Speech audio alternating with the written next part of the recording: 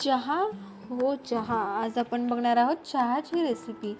चहा कोणाला करता येत नाही असं वाटत असेल, पण खूप जणांना करता येत नाही. मलाच नव्हता नीट करता येत.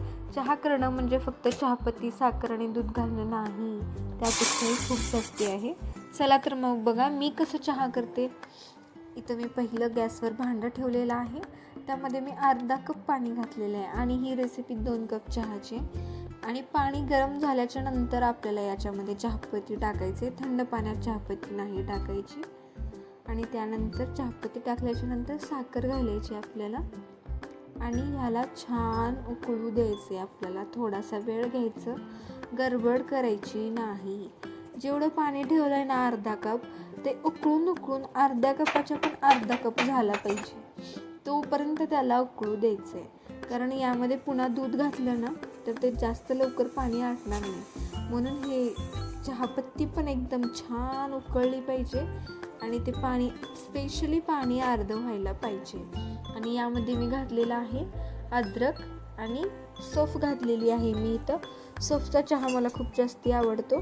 मी स्पेशली सौंफ आणि विलायची घालायचं जास्ती प्रिपेअर करते याच्यामध्ये.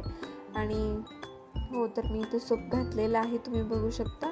आणि मी थोडासा वेळ देते आणि या पाण्याला पूर्ण अर्धं होईपर्यंत उकळून घ्यायचं आहे. छान लाल कलर येऊन परत त्या लाल कलरचा डार्क चॉकलेटी झालं पाहिजे, तोपर्यंत आपल्याला उकळून घ्यायचं आहे. आणि त्यानंतर मी याच्यामध्ये 2 कप दूध ॲड करत आहे आणि यालाही खूप वेळ उकळू द्यायचं आहे. ते जे 2.5 कप होतं ना पूर्ण त्याचं प्रमाण, ते करेक्ट एक्झॅक्टली 2 कप किंवा 2 कपपेक्षा थोडंसं कमी होईल इथपर्यंत आपल्याला त्याला उकळायचं आहे छान. आणि चहाची खरी मजा ही ती उकळण्यातच आहे. फक्त 1 उकळी आली किंवा 2 उकळी आली तेव्हा चहा लगेच रेडी झाला असं नाही. त्याला छान उकळू द्यायचं. आणि यामध्ये मेन जे आहे ते साखरेचं प्रमाण हे एकदम करेक्ट असलं पाहिजे. साखर थोडीशी कमी झालेलं चालेल, पण खूप जास्ती नाही घालायची साखर. आणि तुम्हाला हा चहाचा अंदाज तेव्हाच कळेल जेव्हा तुम्ही बनवत जाणार. लगेच चहा येणार नाही तुम्हाला करेक्ट बनवता.